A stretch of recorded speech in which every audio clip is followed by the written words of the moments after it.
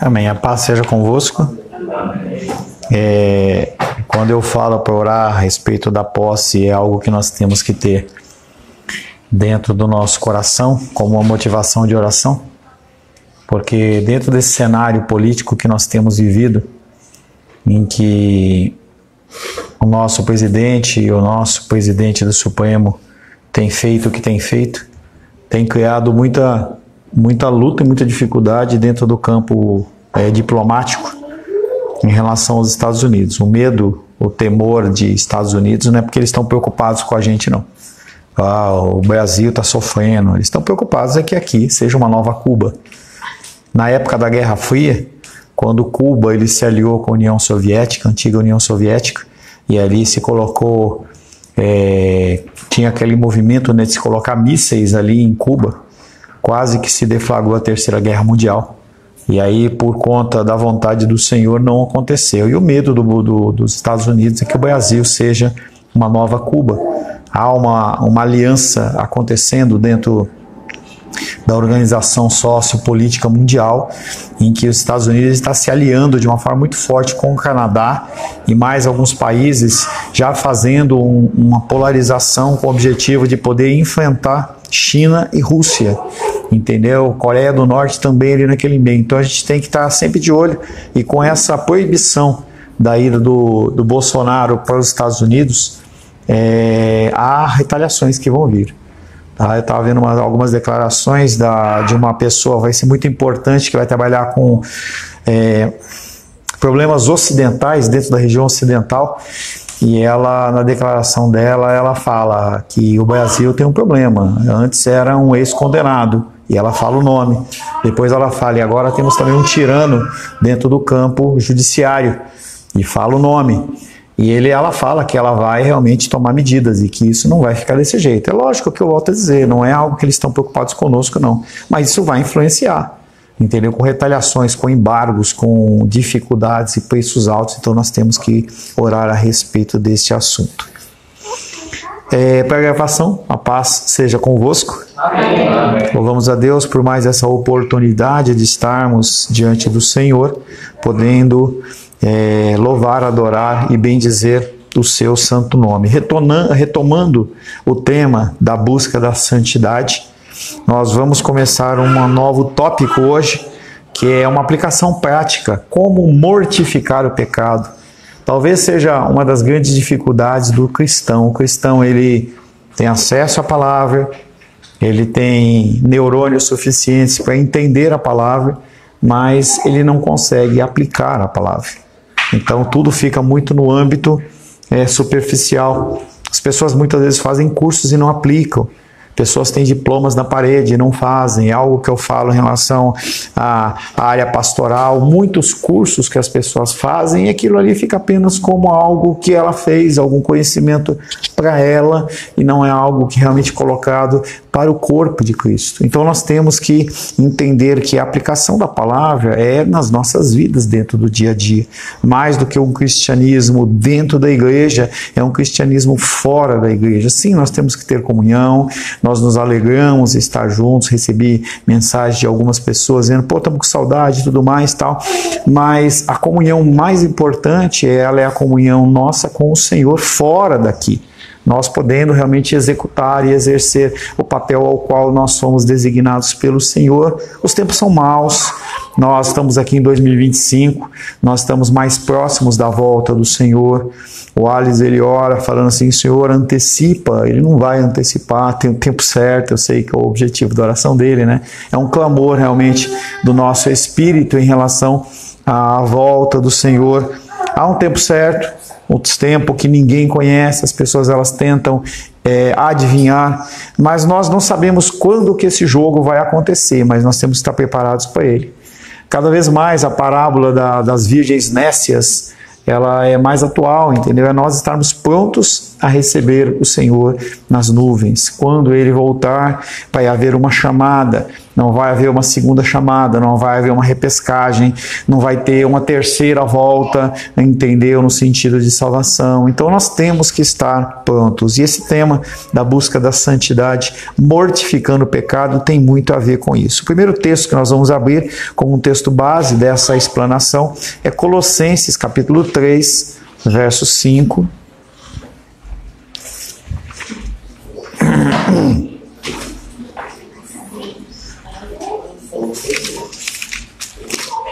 Colossenses capítulo 3, verso 5. Mortificando, buscando a santidade é o tema geral, e o tema específico, mortificando o pecado. Colossenses 3, 5. Fazei, pois, morrer a vossa natureza pequena, prostituição, impureza, paixão lasciva, desejo maligno e avareza, que é a idolatria. Sempre que o apóstolo Paulo, não só o apóstolo Paulo, mas em especial ele, quando ele cita pecados, ele não está apresentando uma lista exaustiva. O que é uma lista exaustiva? Exaustiva, já falei para vocês, não é cansaço. Poxa, eu trabalhei o dia inteiro, eu estou exausto. Não. O sentido dentro do texto, a condição exaustiva, é quando você elimina qualquer outra. Então, você pode achar, olhando assim, que se eu me abster da prostituição, impureza, paixão lasciva, desejo maligno e a avareza, que é idolatria, está tudo certo. Não está. Tá? A lista de pecados ela não é exaustiva, ela sempre é aberta. O apóstolo Paulo foi muito feliz quando em Gálatas 5 ele diz: e coisas semelhantes a essas. Então ele vem tratando, já falamos sobre o contexto de Gálatas, em que o apóstolo Paulo ele entra batendo forte dentro do mundo grego, em especial dentro da área sexual. Essa é o ponto. Então ele vai lá e fala prostituição, impureza, lascívia. Quando vem aqui em Colossenses ele vem trazendo isso. O que o apóstolo Paulo está dizendo é que nós temos fazer morrer.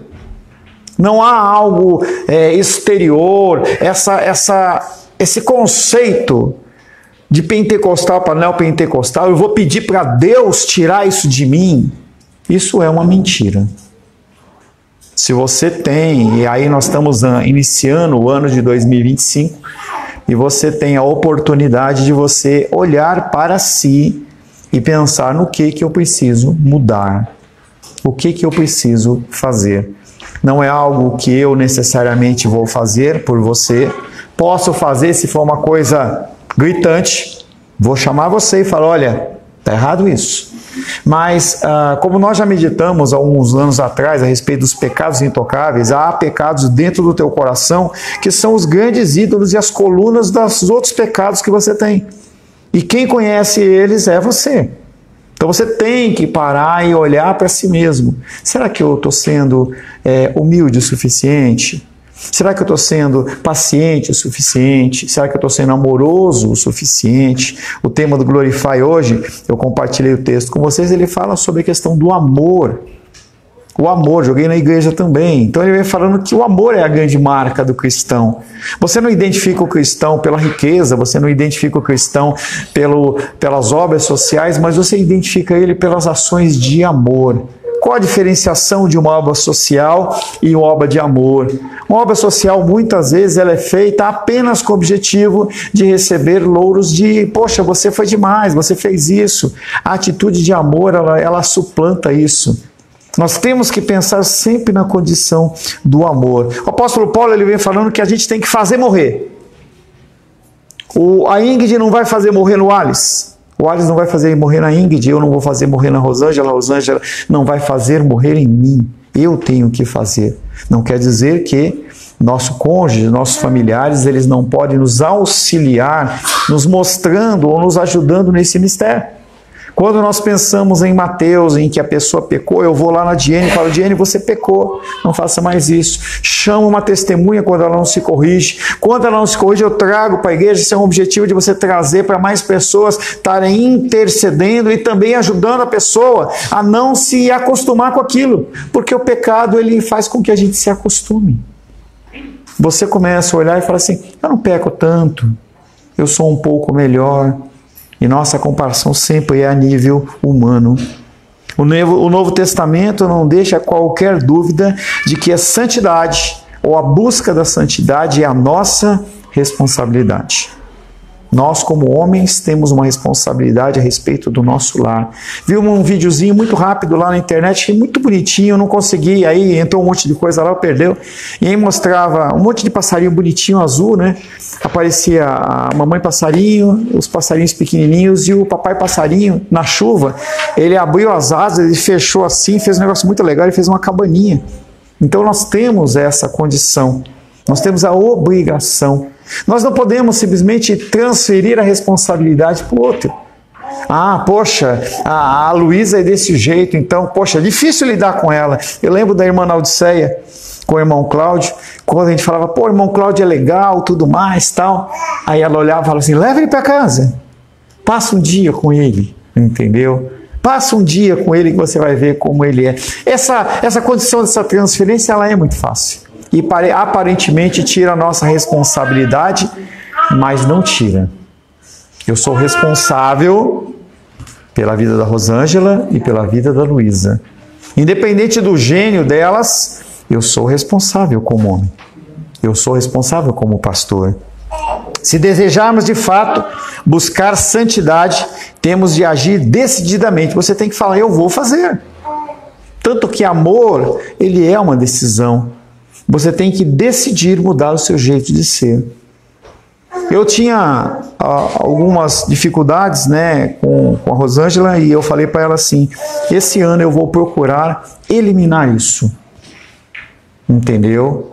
Momentos em que meu coração se enche de ira, momentos que o meu coração ele fica indignado com algumas coisas, cobrando algumas coisas, eu falei para ela, este ano eu vou lutar contra isso. Eu decidi fazer isso. Então, você tem que tomar decisões. Não é algo que pode ficar apenas no campo emocional. Falei um dia de um determinado problema de pecado com uma pessoa que disse, tenho estado em oração para que Deus me motive a parar. Ela vai ficar em oração até a volta de Cristo e talvez ela vá para o inferno. Você pode pedir forças para Deus, mas a ação é minha. A partir do momento em que eu sei que aquilo está errado, eu tenho que decidir parar de fazer. Eu tenho que tomar uma decisão. Parece algo simples, e é. Porque o problema é apenas um, vai de encontro à minha vontade.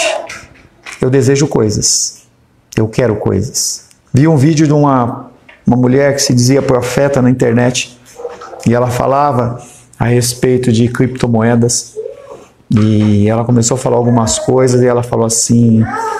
Mas se você acha que o que eu estou falando aqui é para você ficar rico, para que você tenha muito dinheiro no bolso, você está enganado.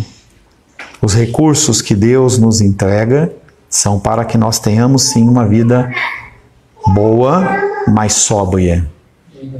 Não uma vida desvairada. Nossos queridos voltaram de viagem, fico contente que foi uma viagem boa de ir e estar de volta. E agora é trabalhar. Não dá para toda semana querer ir passear, não dá para toda semana querer ir... Não dá. Em especial porque os nossos recursos não são nossos recursos. E nós temos que olhar para o âmbito geral. Ontem o Nicolas postou lá a respeito de alimento. Vou falar mais no fim. Todo ano nós participamos da campanha com o pastor Marcelo. Ele faz a respeito de materiais escolares. Nós vamos ter uma oferta dada pela igreja, eu vou dar com a minha família uma oferta. Eu vou convidar vocês também a dar uma oferta específica para comprar material escolar para pessoas que não têm dinheiro, não podem comprar material. Tenho estado orando para que Deus me motive a parar. Motivá-la a parar? O que ela com efeito estava dizendo é que Deus não tinha feito o suficiente. Olha, quando você começa a analisar um pouco mais os nossos pensamentos e as nossas falas. Você não conhece tal fulano. Será que nós estamos repetindo a palavra de Adão para Deus? Esta é a mulher que tu me deste? Será que nós não estamos querendo nos isentar da nossa responsabilidade?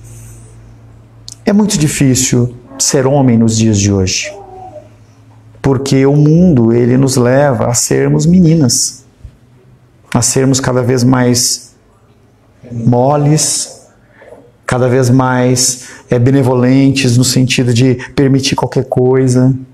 O papel do homem, ele é um papel complexo, e Deus, ele coloca realmente essa carga em cima do homem, porque ele nos dá a capacidade de fazer. E é aquilo que eu sempre falei para vocês. Acho que não está escrito na Bíblia, isso é uma prerrogativa minha. Uma das primeiras coisas que vai acontecer para mim, quando eu encontrar Deus nos céus, é o que você fez com a família que eu te dei. Aquela ideia de que eu prefiro ter paz do que estar certo, é um grande ato de covardia. Nós temos que criar confusão. Nós temos que tirar paz do nosso lar. Porque a palavra de Deus fala que ela entra não é pela paz, é pela guerra. Então, se você tiver que estar com estado de guerra em casa, para que você tenha os seus familiares salvos, você está agindo de uma maneira correta. Entenda que tudo isso tem que ter sabedoria no falar e no agir. Nós, como homens e com um poder físico maior, não é você ficar dando burro na mesa, não é esse o objetivo. Mas nós temos um linguajar tal que venha convencer as nossas esposas, e também aí tem o problema da esposa, no caso da submissão. E tudo isso é questão de mortificação do pecado, em que nós temos que matar a nossa família. A nossa família, ela tem que ser mortificada em relação a coisas, em relação a situações. É muito fácil pedir a Deus que faça algo mais, porque isso adia a necessidade que temos de nos confrontarmos com a nossa própria responsabilidade. Enquanto você fica esperando Deus fazer, você não faz. Porque você acha que Deus tem algo mais a fazer. E Ele já fez a obra dela completa, lá na cruz do Calvário. A obra foi completa, não há mais nada a ser feito. Não existe uma bênção a mais para chegar. A bênção maior já está sobre as nossas vidas. Nós já temos o Espírito Santo habitando dentro do nosso coração. Não há nada mais a se esperar. É como se você estivesse com todos os ingredientes na mesa e você está esperando alguma coisa para você fazer. Não tem mais nada a acontecer. Aquilo que devemos fazer é mortificar as obras da nossa carne. Romanos capítulo 8, verso 13.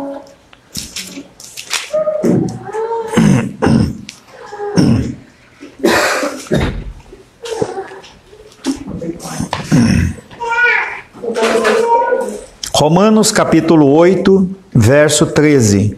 Porque se viver segundo a carne, caminhais para a morte, mas se pelo Espírito mortificardes os feitos do corpo, certamente vivereis. Vida e morte.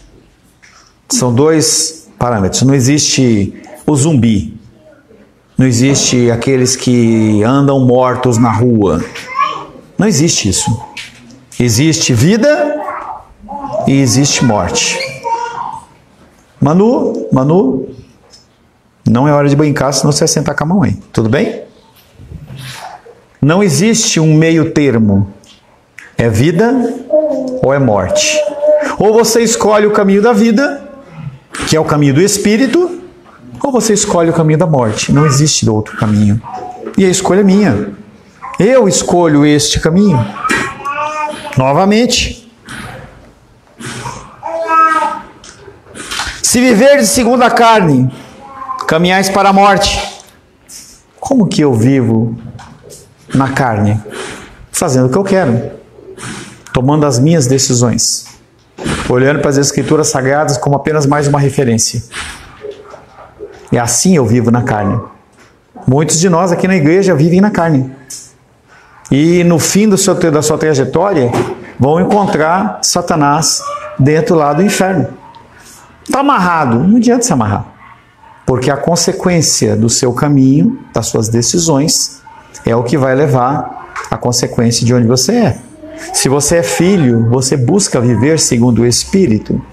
Se você não é filho, você se lambuza e se suja mais e mais e mais. O que significa a expressão fazer morrer?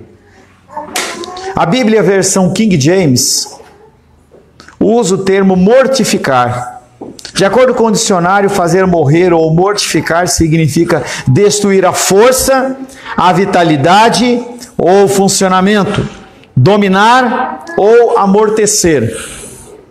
O que um cara, a essa hora da manhã, decide ficar dando pancada numa chapa de alumínio? Imagina a felicidade do vizinho do cara, né? Fazer morrer. Se você tem um pecado, e cada um de nós temos o nosso pecado de estimação, e você sabe qual que é, se você continuar alimentando ele vai ficar cada vez mais forte. Se você continuar praticando ele, cada vez vai ficar mais difícil você deixá-lo. Semana passada eu tomei uma resolução também de dar uma reduzida um pouco no meu peso. E aí eu cortei carboidrato, cortei algumas coisas, até que chegou o fim de semana. E aí eu decidi comer um pouquinho mais. E aí eu olhei para aquele pãozinho francês, ele olhou para mim e eu comi. E aí eu comi aquele pão com uma linguicinha muito saborosa. E logo depois eu queria comer mais. Rosângela e Luísa saíram e eu continuei querendo comer. E elas chegaram por volta das 9 da noite. E eu olhei e falei assim, eu estou com uma fome desesperadora. Eu tinha um pedaço de pizza lá, eu comi a pizza. E aí elas comeram um escondidinho, que sobrou mais um quarto escondidinho. Eu falei, eu vou comer. A Rosa Luísa falou, você vai comer? Eu falei, eu vou comer. Minha fome está desesperadora. Se a gente não dominar isso e dizer, eu não vou fazer, você continua fazendo. E essa condição de que eu vou fazer uma vez mais, dificulta a vez que você vai dizer não. Porque a gente acostuma com isso. Fazer exercício, orar, ler a palavra. Também tomei uma outra resolução esse ano. Esse ano eu tomei algumas resoluções em que eu vou ler pelo menos 30 minutos da Bíblia por dia, pelo menos. Então, de manhã eu acordo e faço a minha leitura devocional, 15 minutos. E aí, entre o horário da manhã, do almoço, até a noite, eu leio pelo menos mais uma vez. Às vezes eu leio 2. Ontem as meninas saíram, eu li o Evangelho de Marcos, uma tacada. Entendeu? Isso tem sido bem abençoado. Eu tomei uma decisão de fazer isso. Porque a televisão está na minha frente e está me chamando. O celular está lá o tempo inteiro mandando mensagem. Ou eu decido, ou eu continuo fazendo as mesmas coisas. E se eu continuar fazendo as mesmas coisas, eu vou ter os mesmos resultados. Eu estou satisfeito com os meus resultados de 2024?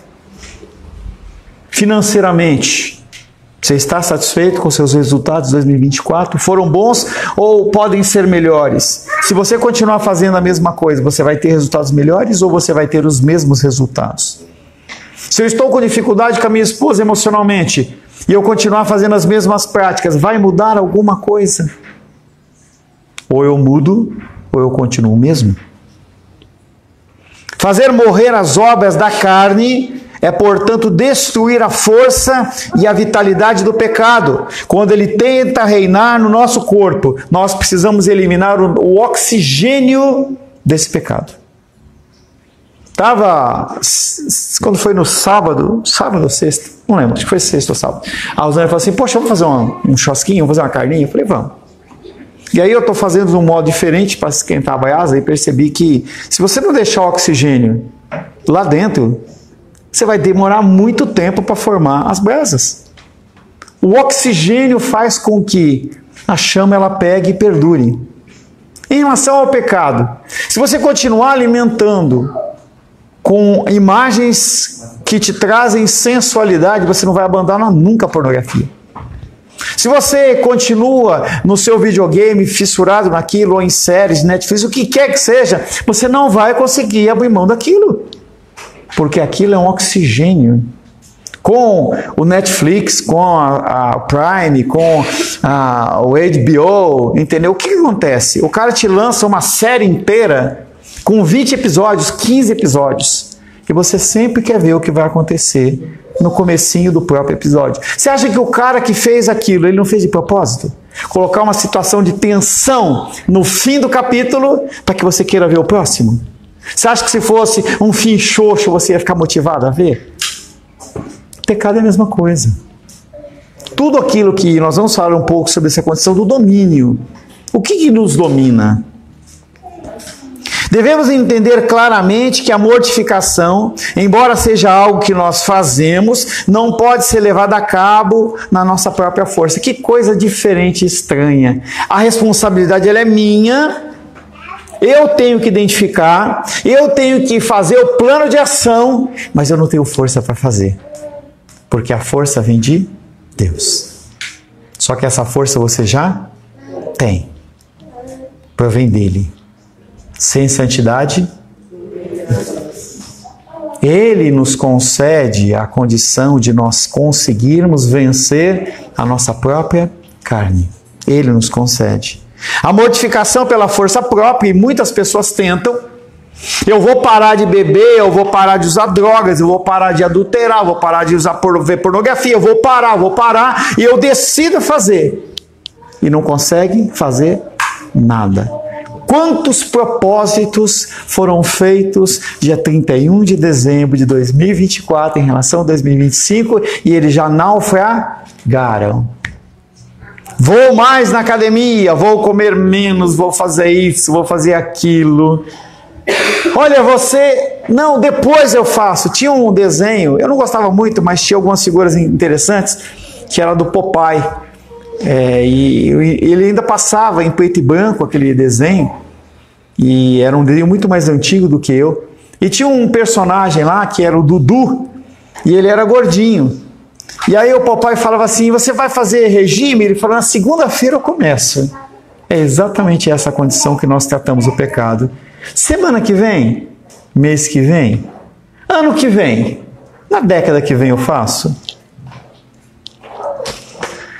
A mortificação pela força própria conseguida por meio da invenção própria com o fim de uma justiça própria é a alma e a essência de toda falsa religião. De onde vêm as falsas religiões? Primeiramente das Escrituras Sagradas. A pessoa ela pega algo das Escrituras Sagradas e cria uma nova doutrina. E aí eu falo, a partir de hoje todo mundo tem que vir tudo de branco. Eu começo a estabelecer algumas normas, algumas regras que são fora das Escrituras, mas que você, com o teu esforço próprio, você consegue. Talvez você não tenha a calça e a camisa, ou não tenha os dois, não sei. Mas você pode se esforçar em fazer isso. E você vai achar que por você estar no culto de branco, você está tudo ok. É a condição do esforço próprio. As igrejas, você tem que analisar isso. E eu não espero que você fique aqui o resto da sua vida. Em algum momento, se você não estiver aqui, analise isso. O que o pastor está exigindo que eu faça para ser membro dessa igreja? Que eu esteja aqui. Será que isso está nas Escrituras? Ou ele está simplesmente criando um subterfúgio para entender que eu estou dentro de um padrão de santidade? Cuidado com isso. Os fariseus, eles agiam dessa maneira. Jesus, os teus servos vão comer sem lavar as mãos? Jesus, os seus discípulos não jejuam? Entenda que quando se pega coisas que são lícitas, fica mais difícil da gente perceber. Fica parecendo que é mesmo, é assim, né? Olha, se eu dar o dízimo eu vou ser próspero. Se eu fizer isso, está tudo certo. Se eu vier todo o tempo na casa do Senhor, eu vou ser abençoado. Olha, se eu tenho um carro importado, tudo certo. Quer dizer que Deus está me abençoando. São todos fatores que maqueiam a dificuldade que Jesus olhava no coração daqueles homens e falava o quê? Vocês são como um sepulcro caiado. Por fora bonitinho e por dentro. Apenas nós e os nossos corações sabemos quem nós somos. Até os nossos corações, a gente se confunde. E o salmista olha e fala, Senhor, sonda o meu coração. Vê se há em mim algum caminho mau. Só o Espírito Santo é suficiente para esta obra. Todas as vias e meios sem o Espírito Santo são inúteis. Por isso que quando você pensa em alcoólicos anônimos, narcóticos anônimos e todos os anônimos, eles não dão certo. Porque você tem uma fragilidade com o álcool, está 30 anos sem beber, aconteceu alguma coisa que é o gatilho, você passou na frente do bar, você bebe. Você usa drogas. Porque você está tentando controlar a sua carne. A decisão de parar de fumar. Nunca fumei. Mas a decisão de parar de fumar, ou você decide parar ou você não para. Colocar adesivinho aqui, machucar chiclete, você está trocando um vício pelo outro. Acabou o chiclete, você fuma. Não tem como. Ele, o Espírito Santo, é grande e eficiente.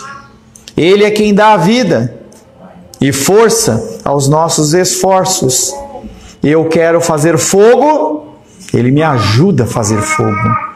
Eu quero ser mais santo, Ele me ajuda a ser santo. Eu quero fazer isso, quero fazer aquilo outro, Ele me convence, me dá forças para continuar caminhando. A perseverança dos santos tem tudo a ver com isso. Eu e você nesse caminho, nessa jornada difícil, em que o Senhor Ele nos dá força para permanecermos no nosso caminho. Uma moça me ligou, mandou mensagem para mim, falou: pastor, eu preciso de ajuda, porque eu estou a ponto de jogar tudo para cima no casamento dela. E por que não jogou ainda? Porque o Espírito Santo convence que não deve fazer. É o Espírito Santo que age nas nossas vidas. Ele é grande, Ele é eficiente, é Ele quem nos dá força. Mas embora a mortificação deva ser efetuada pela força e sob a direção do Espírito Santo, é uma obra que quem deve fazer sou eu e você. Ele te dá inteligência. Se você não decidir abrir o seu negócio e avançar, você vai continuar com a sua inteligência, com as suas ideias, e você vai morrer pobre. Porque Ele te dá capacitação. Você tem que fazer. Eu tenho buscado, dentro das minhas disponibilidades, conhecer coisas e estudar coisas. Não é por conta que eu, de vez em quando, trago algum projeto ou mostro alguma coisa, é porque eu estou sempre buscando e estudando. Não fico lá na internet, também vejo os rios, também vejo os negócios como você vê, mas a maioria das vezes eu estou procurando conhecimento, o que é, aonde eu consigo, como melhorar, como fazer, aonde pesquisar isso, onde fazer aquilo outro. Otimizar as ações para que elas sejam cada vez mais frutíferas. Não continuar no mesmo. Não continuar. Isso é uma habilidade que Deus me deu, graças a Deus, e eu tenho utilizado. Fazer com que essa força e essa motivação se converta em algo real. Não ficar apenas nessa expectativa. Ai, de novo, aconteceu ruim. Deus é mau. Não, tem que trabalhar e você tem que descobrir uma solução. Porque o Espírito Santo te dá força e inteligência. Nenhum de nós aqui, ele é burro. Se você tivesse alguma deficiência mental, algum espectro de qualquer coisa, mas você não tem. Não olhe para essas doenças que as pessoas dizem que tem, porque isso aí é uma mentira, é uma falácia. Não compra isso. Você tem essa síndrome disso, aquilo outro. Não compra isso.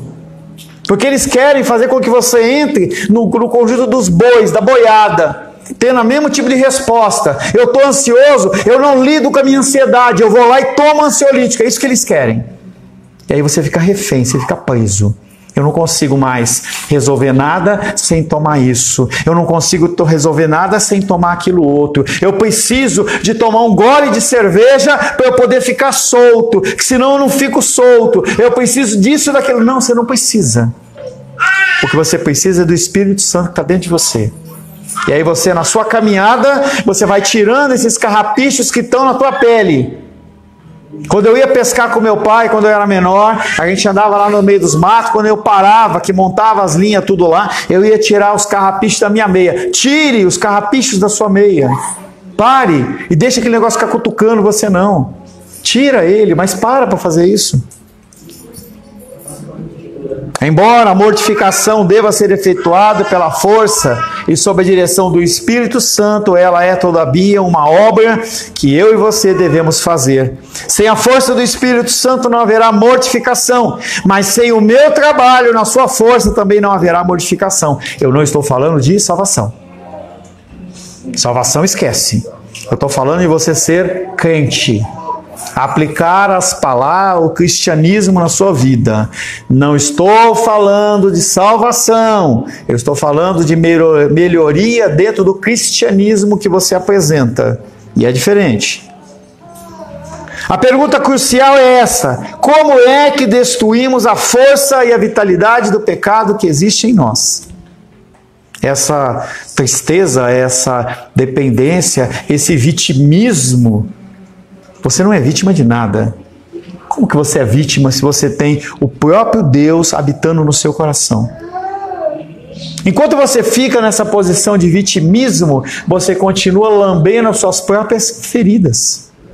Atendi uma moça há algum tempo atrás, mais de 2 anos atrás, e ela veio compartilhar comigo e eu falava assim, eu não posso te ajudar, porque o que você quer é que alguém lamba as suas feridas, e eu não vou fazer isso. E ela ficou brava comigo e nunca mais voltou. O seu ouvido não é pinico. Nós temos que estar aqui para mudanças. Eu estou disposto a ajudar você o tempo inteiro, mas eu não tenho tempo para perder com você. Tem pessoas que querem ajuda. Tem pessoas que precisam de ajuda. E você tem que utilizar esse tempo com sabedoria que você tem. Você é saudável. Você tem vitalidade. Você tem trabalho. Você tem uma série de atividades que as pessoas não têm. Tem pessoas no mundo, a grande maioria da população mundial, ela está preocupada em ter o que comer. Atitudes básicas. Elas não têm água nas suas torneiras. Você tem. Não é algo que você precisa se preocupar. Se preocupe com coisas mais importantes. Se realmente queremos realizar essa difícil tarefa, temos que primeiro ter convicção, decisão. Precisamos estar persuadidos que a vontade de Deus de uma vida santa para cada cristão é importante. Se você não acreditar nisso, você vai continuar a mesmice. Eu acredito nisso. Eu não consigo olhar no espelho e ver os meus pecados e eu falar assim, eu vou deixar para 2027. Não consigo.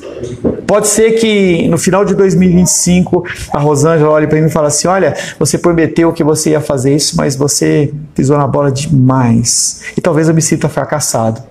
Mas é melhor tentar do que não tentar. E continuar tentando. A nossa luta, ela se inicia no nosso nascimento. E ela só vai acabar na glória.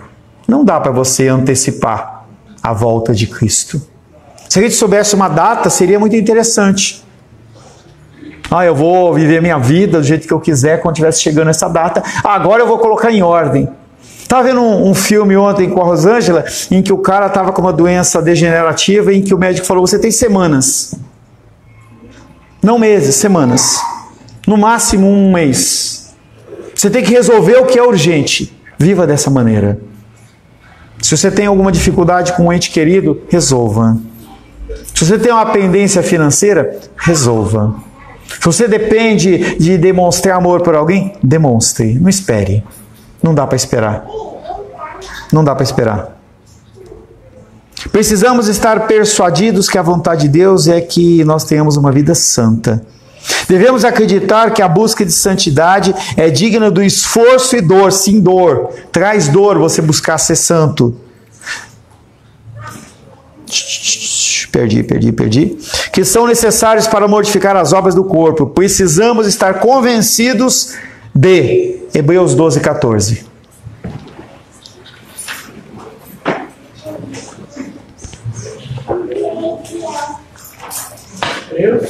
Hebreus capítulo 12, verso 14.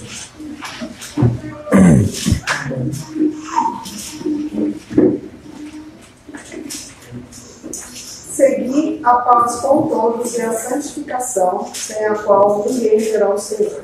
Sem a santificação, sem a disposição, não é sem você ser santo. Você não vai se apresentar diante de Deus santo, esquece, tá?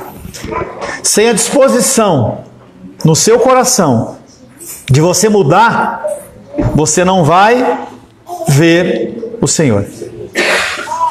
Pelo menos não na glória. Sem essa disposição, sem esse entendimento de que o pecado ele é ruim e te afasta de Deus. Sem essa disposição e entendimento de que quando você peca, você macula a glória de Deus. Você não vai ver o Senhor na glória. Não vai ver. É o que esse texto está falando.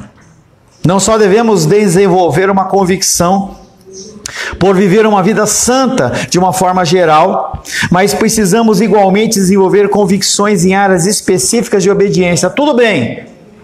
Se você se olhar no espelho diante dos outros cristãos, você vai falar assim, eu sou mais cristão do que eles. E isso é geral. Beleza. Mas não é suficiente. Quando eu oro pela saúde de vocês, Eu oro de uma forma geral, algumas coisas que eu vejo, e eu tenho inserido na minha oração pelos órgãos internos, porque a gente não sabe o que está acontecendo aqui dentro, entendeu? Eu fui fazer um exame que eu faço todo ano lá no urologista, e ele pediu uma ressonância do rim, e aí o cara olhou lá e falou assim, esse rim tem o direito aqui, ele tem algum dano aqui, eu não sei se é. Aí eu conversei com o meu médico e falei, não dá para saber, vamos acompanhar, entendeu? Se esse problema é realmente uma lesão, se é algo sério, ou se é algo que você já teve, ou teve uma infecção, alguma coisa. Órgãos internos. Então, você tem que ser cristão por fora, beleza. Mas você tem que ser cristão por dentro. Quando a tua esposa vai dormir, o que passa na sua mente? Você que é solteiro, o que você deseja? Quando você vê um carro na rua, alguma coisa, como move o seu coração? São coisas que não vão refletir na tua igreja. Não vão refletir necessariamente no teu relacionamento, mas no relacionamento seu com Deus. Os olhos do Senhor estão sobre toda a terra. Isso é muito sério. Esses olhos não são olhos que vão apenas ver o que você faz de fato, mas aquilo que está passando dentro do seu coração. Sonda-me, ó Deus, e vê se há em mim algum caminho mal. Vê se há em mim alguma predisposição em fazer algo mal.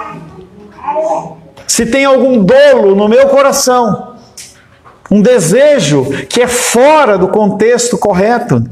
Mas eu estou dando dízimo, eu vou na igreja, eu pago os meus impostos, eu dirijo dentro dos limites de velocidade, eu ajudo em obras sociais. E o seu coração? Religiões superficiais ou religiões, elas trazem um contexto externo. É muitíssimo interessante você olhar, por exemplo, para a religião budista. Você olha para a religião budista e você vê os budistas, entendeu? Naqueles monastérios com aquelas capas, né, amarelas ou branca, não sei o quê, e eles estão sempre ali buscando a paz. São um dos maiores perseguidores de violência contra os cristãos. Você vai olhar pessoas que moram lá, e nós oramos na quarta-feira, Sri Lanka, naquelas regiões da Ásia lá tal, os caras entram na casa, saem destruindo tudo, bate, mata, arrebenta, mas eles vão fazendo essa condição exterior não reflete aquilo que está dentro do coração. Muitas vezes pessoas que se dizem funcionais ou normais são as mesmas pessoas que são assassinos em série. E cada vez mais nós vamos estar vendo isso na sociedade. Pessoas que são funcionalmente corretas, saindo do prumo e matando, resolvendo, brigando. Tem um negócio lá nos Estados Unidos agora que chama as Karens. Pegaram o nome de uma mulher, que tem que chamar Karen, e é um estereótipo de mulheres que são sem noção e mulheres que perdem o prumo. Ela está andando na rua, você olhou para ela, ela começa a gritar, briga com você, bate, xinga, bate. É um negócio de louco. É a sociedade caminhando para essa condição irracional. Porque é uma sociedade cada vez mais que se afasta de Deus. Não tem mais tempo em família, tudo é celular, tudo é WhatsApp. Por isso que eu bato nessa tecla. Pô, é aniversário.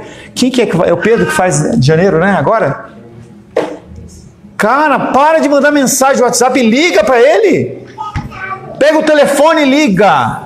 E fala, olha Pedro, feliz aniversário. Ah, manda carinha, manda figurinha, cachorrinho. Para com essas tolices. Manda, quer mandar? Manda, mas liga para ele. Quando eu ligo para, não lembro, acho que foi o aniversariante, foi a Rayane, eu acho, né? Quando eu ouço, quando eu ligo e a pessoa fala assim, é como se ela estivesse falando assim, eu estava só esperando você ligar. Você não ia ligar para mim? Alguns eu deixo para o final do dia. Poxa, eu pensei que você não fosse ligar para mim. E por que a gente não liga? Retoma, usa a ferramenta do celular como uma coisa funcional. Beleza. Mas, poxa, em algumas situações, liga para a pessoa. Ou manda um áudio para a pessoa poder ver que é um ser humano que está do outro lado.